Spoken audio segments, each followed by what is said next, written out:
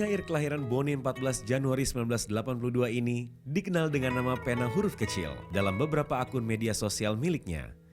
Mulai menulis saat duduk di bangku SMA, dan sejak tahun 2004, karya-karyanya telah dimuat dalam beberapa buku antologi puisi, cerpen, esai, dan reportase. Ia juga telah menerbitkan banyak buku, seperti Kukila, Melihat Api Bekerja, serta Tidak Ada New York Hari Ini, yang berisi kumpulan puisi untuk tokoh Rangga dalam film AADC 2. Mari kita sambut Aan Mansyur.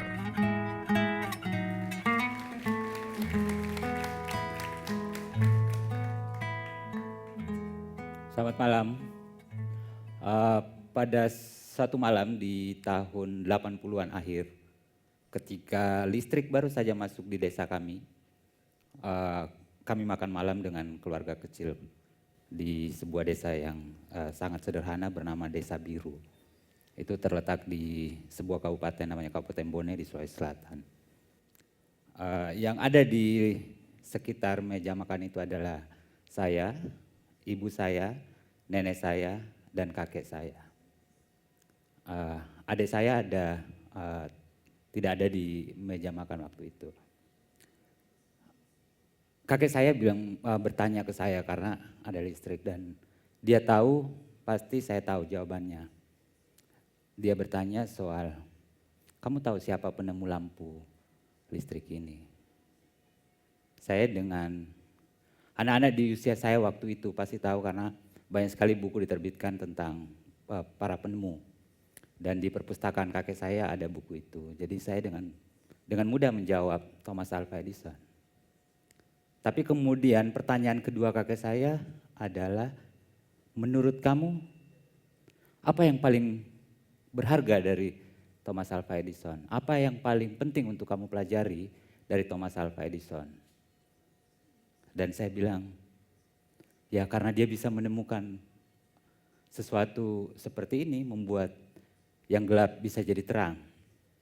Tapi kakek saya bilang, bukan itu yang paling penting untuk kamu pelajari dari Thomas Alva Edison. Mungkin kalau tidak ada Thomas Alva Edison, ada pasti orang lain yang akan menemukannya.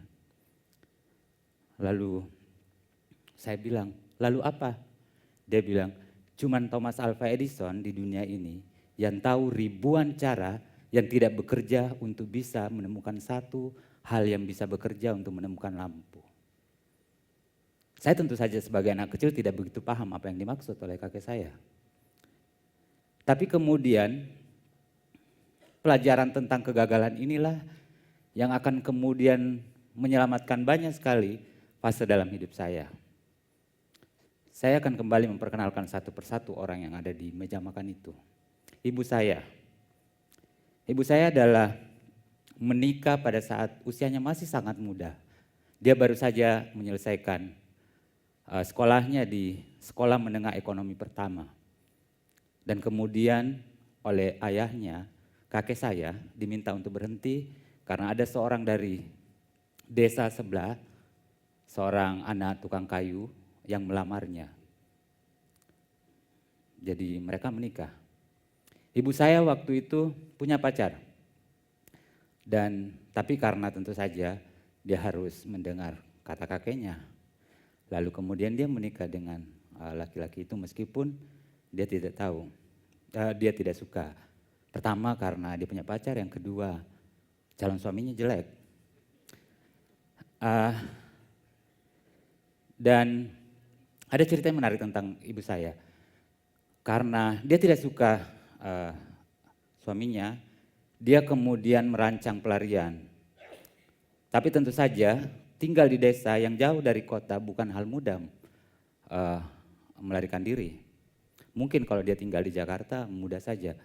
Tapi dia tinggal di sebuah desa yang bahkan jarak dari kecamatan pun harus tempuh berjam-jam jalan kaki. Akhirnya dia sepakat untuk menikah. Tapi dia merencanakan sesuatu. Setelah dia menikah, di malam setelah dia menikah, dia kemudian lari.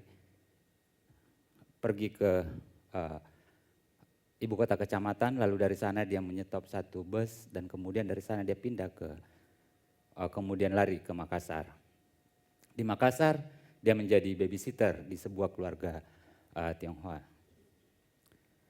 Dia di sana bekerja selama lebih 1 tahun. Dengan pikiran, pasti suaminya sudah tinggalkan rumah. Yang menarik lagi adalah karena ibu saya kemudian menjalin affair dengan majikannya. Majikannya dia menjadi babysitter, tapi kemudian hanya beberapa bulan setelah anaknya lahir, ibunya meninggal. Sehingga kemudian dia menjadi ibu anak itu. Lalu mereka menjalin affair dengan ayah anak itu.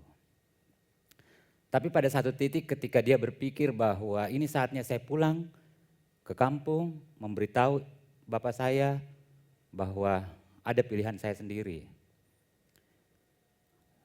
Dan dia benar-benar pulang. Tapi apa yang dia temukan?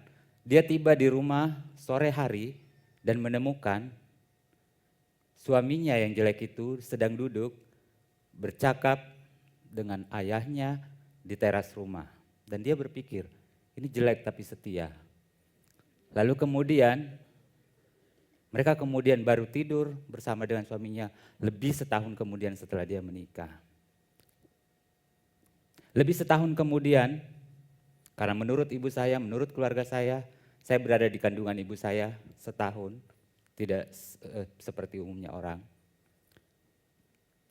Lahirlah saya, anak yang sakit-sakitan, mungkin karena kelamaan di rahim ibunya, jadi ulang tahun pertama saya di kandungan ibu saya.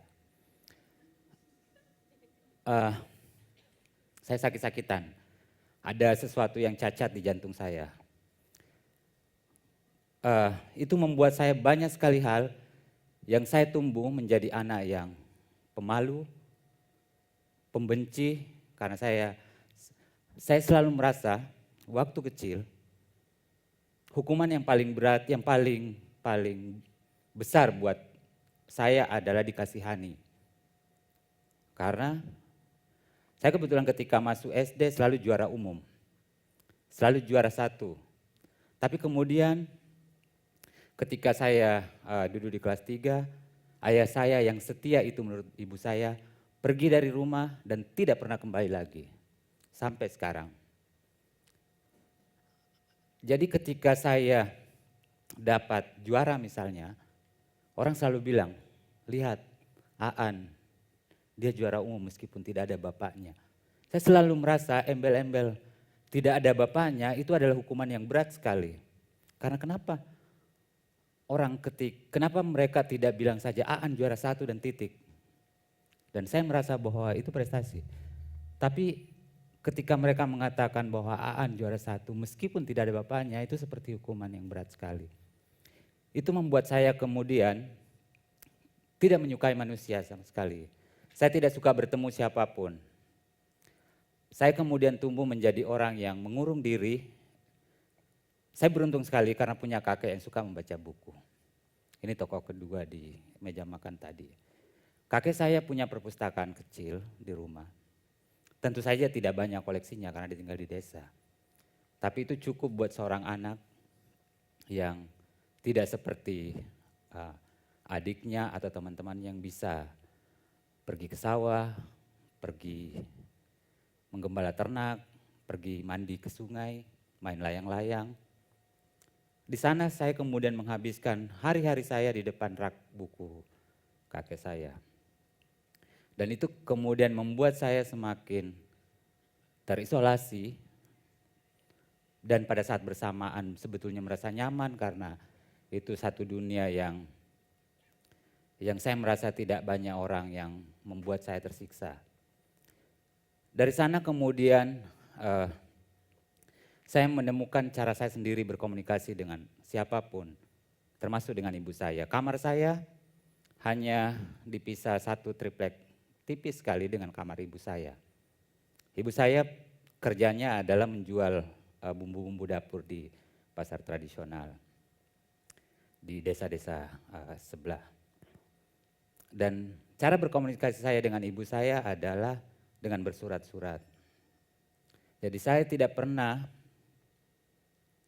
merasa benar-benar duduk dengan ibu saya lalu bisa menceritakan sesuatu di depannya. Jadi saya ketika menginginkan sesuatu,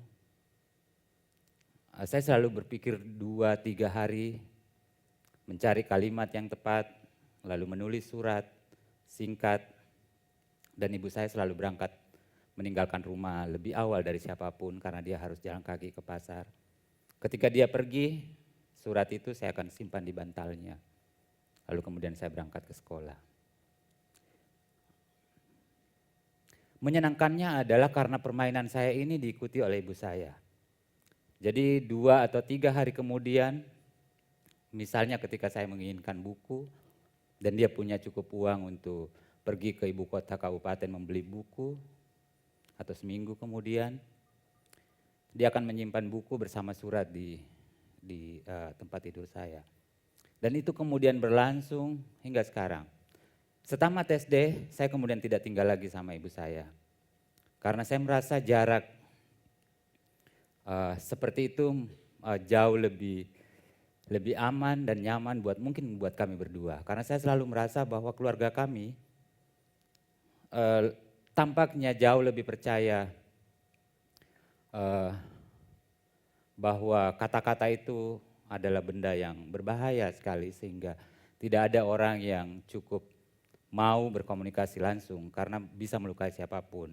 Saya misalnya tidak pernah berani hingga sekarang mempertanyakan kenapa suaminya pergi meninggalkan rumah. Karena saya tidak ingin melihat ibu saya menangis misalnya atau bersedih. Saya tahu hidupnya ditinggal suaminya sudah cukup menyedihkan. Pertanyaan bagi saya adalah benda yang berbahaya sekali. Sehingga saya tidak akan pernah berani bertanya ke ibu saya. Tapi kemudian pada saat bersamaan, kakek saya selalu mengimbanginya. Karena dia selalu merasa bahwa pertanyaan meskipun berbahaya itu penting sekali kalau kamu ingin berusia panjang. Saya dulu waktu kecil selalu disebut sebagai bocah pikun di rumah saya. Saya bisa bangun pagi-pagi dengan tergesa-gesa tentu saja. Dan ketika habis mandi, saya berpakaian rapi, seragam, keluar ke teras. Dan tiba-tiba semua orang ketawa karena ternyata hari Minggu. Saya sering berdiri di depan kelas karena salah membawa buku pelajaran. Separah itu. Tapi kakek saya bilang, tidak ada orang pelupa, yang ada adalah mereka tidak punya cara memanggil ingatannya lagi. Dia bilang kepalamu itu punya kekuatan yang kau tidak pernah bisa bayangkan. Sehingga kamu harus punya caramu sendiri untuk membuat supaya kamu bisa ingat. Dan salah satu metodenya adalah pertanyaan.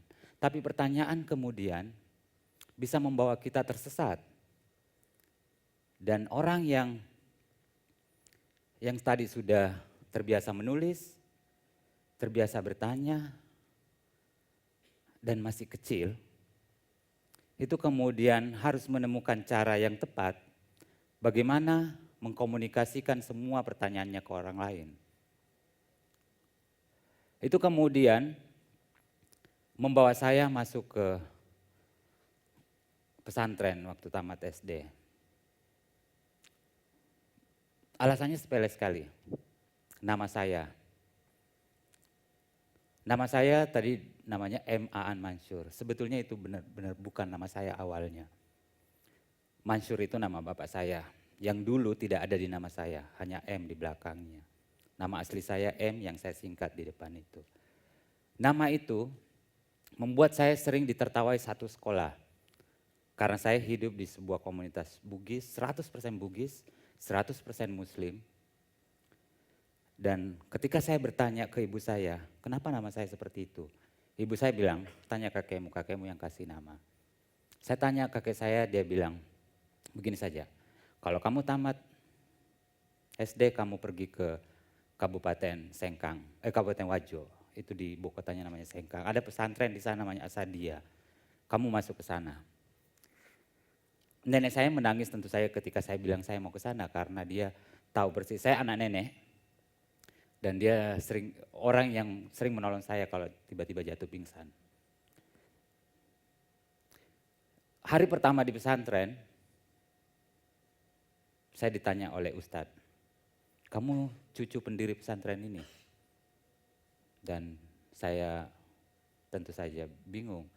Tapi kemudian dia menunjuk foto di belakang saya dan saya melihat nama belakang semua pendiri pesantren itu sama dengan nama saya. Ternyata pendiri pesantren itu setiap hari saya dengar suaranya lewat tape kakek saya yang membawa saya ke sana. Sayang sekali saya tidak bisa merayakan itu dengan kakek saya karena kakek saya meninggal sebelum saya tamat SD.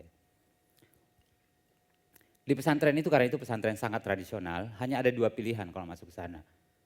Jadi dai, hal yang tentu saja mustahil bagi orang yang tidak suka manusia, tidak suka berdiri di depan orang, atau jadi hafiz. Jadi jauh sebelum tren hafiz-hafiz itu saya sudah jadi hafiz Quran. Tapi kemudian itu menyiksa sekali. Pertama, saya akan mundur menjelaskan nenek saya. Nenek saya dulu suka sekali mendongeng sebelum saya tidur. Dan itu mengajari saya berimajinasi macam-macam. Tapi di pesantren, terutama kalau mau jadi hafiz, tidak boleh bohong sama sekali. Karena mereka percaya kalau kamu bohong bisa berapa halaman kamu lupa. Jadi saya berkali-kali dihukum hanya karena membayangkan sesuatu, bercerita ke ustaz yang dia bilang menurut mereka itu bohong. Jadi kemudian saya lari dari pesantren dan pindah ke sebuah tempat sekolah yang lain di kabupaten yang berbeda.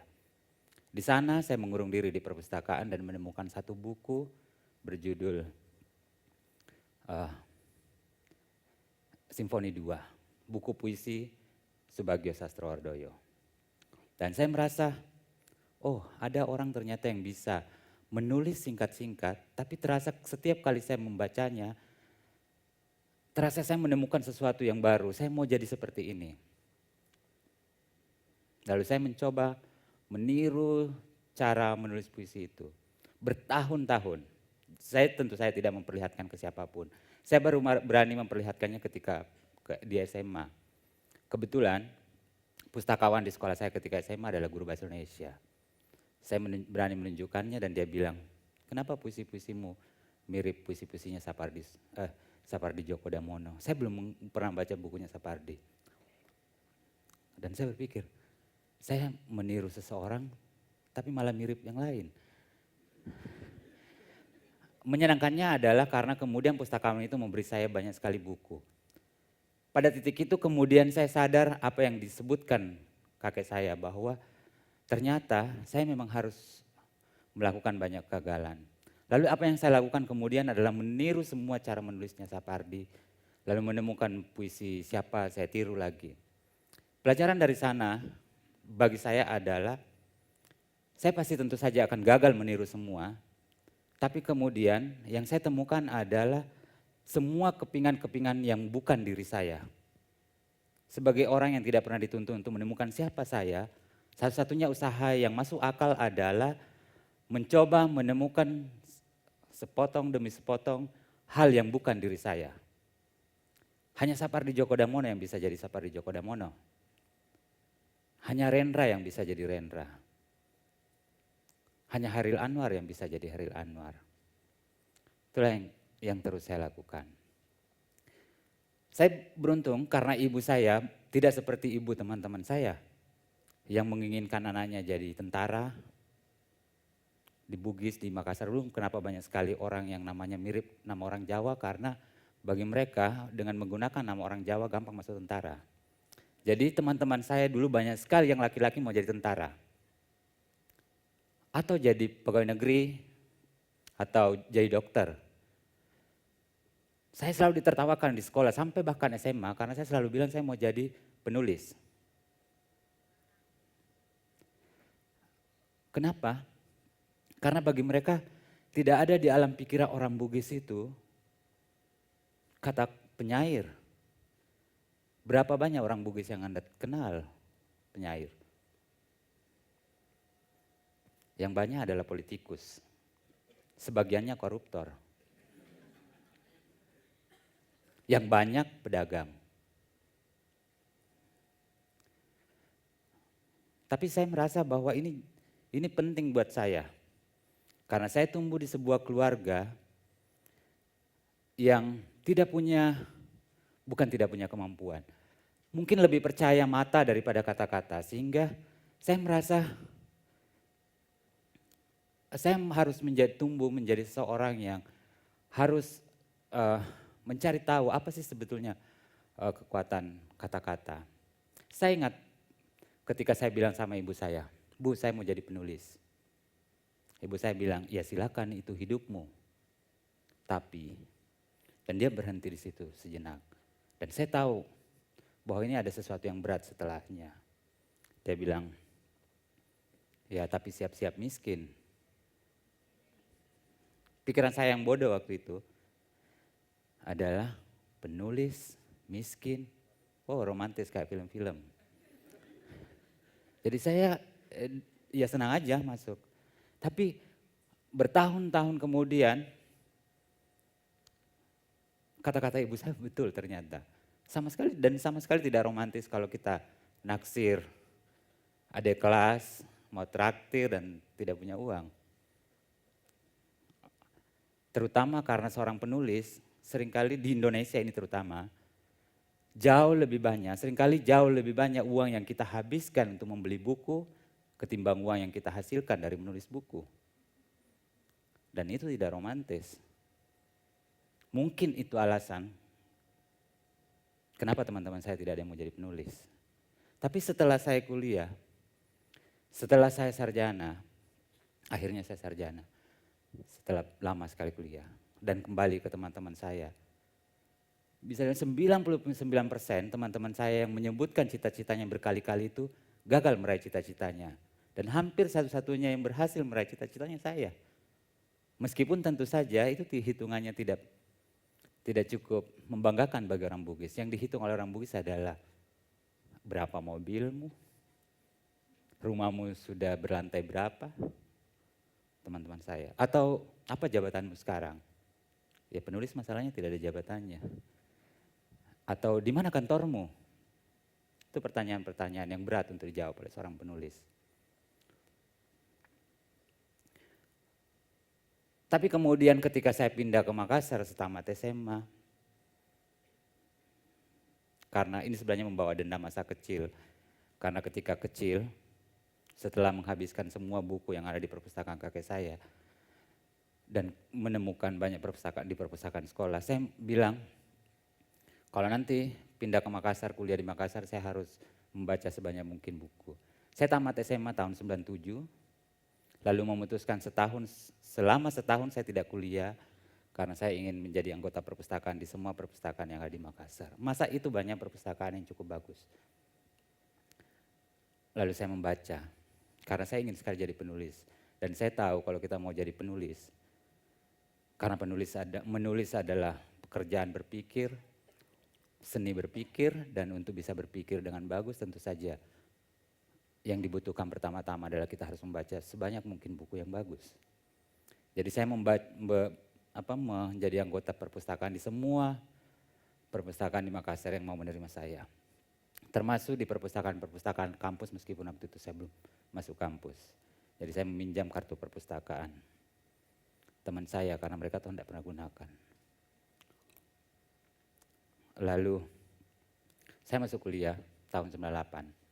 Ketika pekerjaan hari-hari mahasiswa di Makassar waktu itu adalah pergi ke jalan. Setiap minggu orang pergi ke jalan.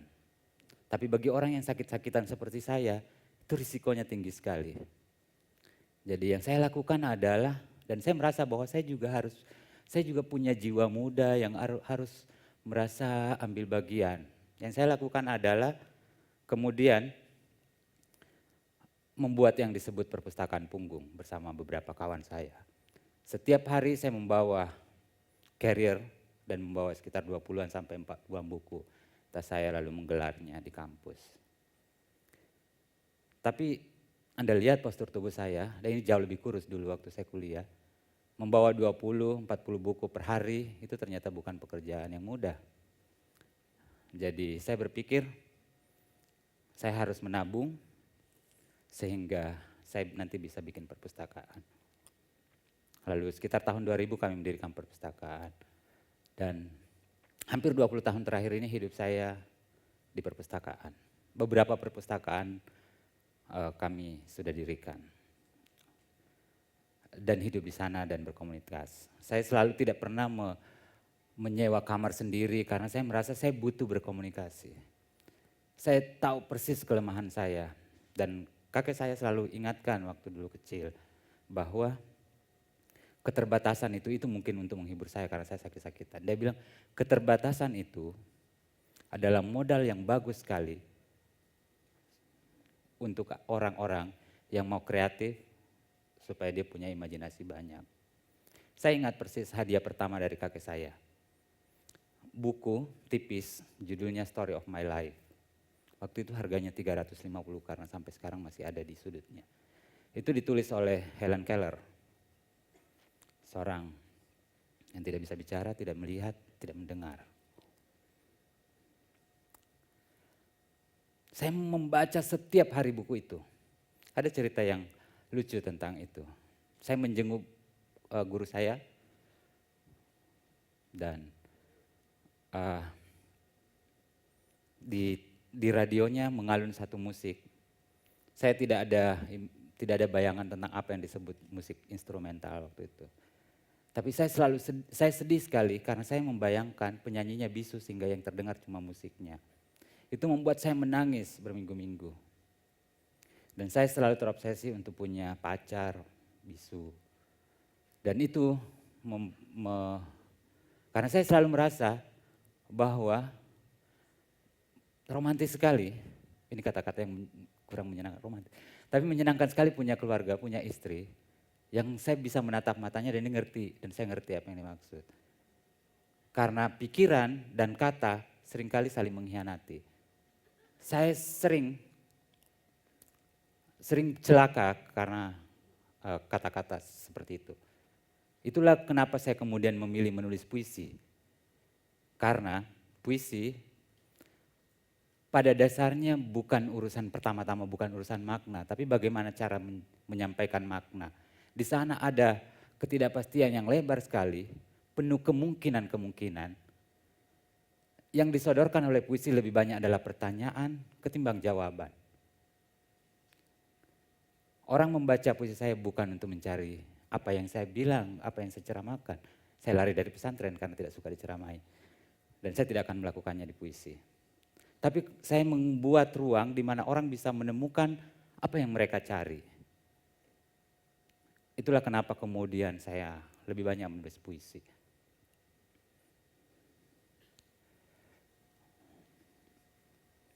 Satu hal lagi saya mau cerita tentang perpustakaan. Karena saya kira salah satu tempat yang paling penting sekarang, yang sayang sekali tidak banyak orang kunjungi adalah perpustakaan. Saya menemukan semua pacar saya di perpustakaan. Saya menemukan istri saya sekarang di perpustakaan. Dia pacar pertama saya dulu waktu di SMA. Dan setiap hari saya berkirim surat ke dia. Dan dia membalasnya tanpa pernah ngobrol biasanya di depan kelas. Dan dari sana saya berlatih menulis, berkomunikasi. Dan salah satu alasan kenapa saya dulu menulis adalah karena saya mau menyelamatkan diri saya dari situasi seperti ini berdiri di depan umum. Ironisnya malam ini saya harus berdiri di depan umum. Dan Anda lihat saya berkeringat. Saya kira itu cerita tentang beberapa fragmen dari hidup saya. Saya ingin menutupnya dengan membacakan satu puisi pendek karena saya sering menyebut ibu saya tadi. Ibu saya adalah pembaca pertama hampir semua puisi saya. Biasanya saya membacakannya lewat telepon karena ditinggal di pulau lain. Ini salah satu puisi yang saya tulis untuk ibu saya dan untuk istri saya. Judulnya Pelukan. Sudahkah kau memeluk dirimu hari ini? Masih aku ingat pertanyaanmu itu. Dulu aku tidak bisa menjawabnya. Tetapi begitulah kau, selalu begitu. Jika ada pertanyaan kau lontarkan, sudah kau siapkan pula jawaban. Lenganmu memang terlalu pendek buat tubuhmu. Tetapi tentu saja cukup panjang buat tubuhku. Masih kau simpan pelukan itu?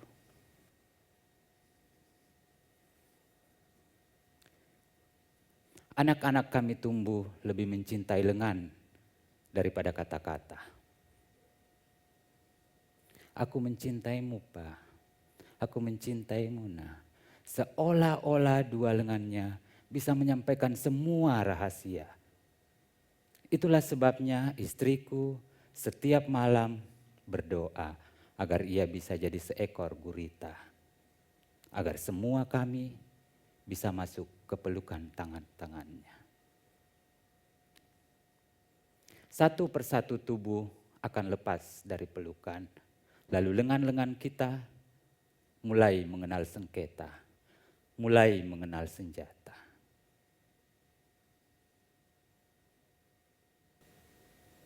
Sudahkah kau memeluk dirimu hari ini? Terima kasih.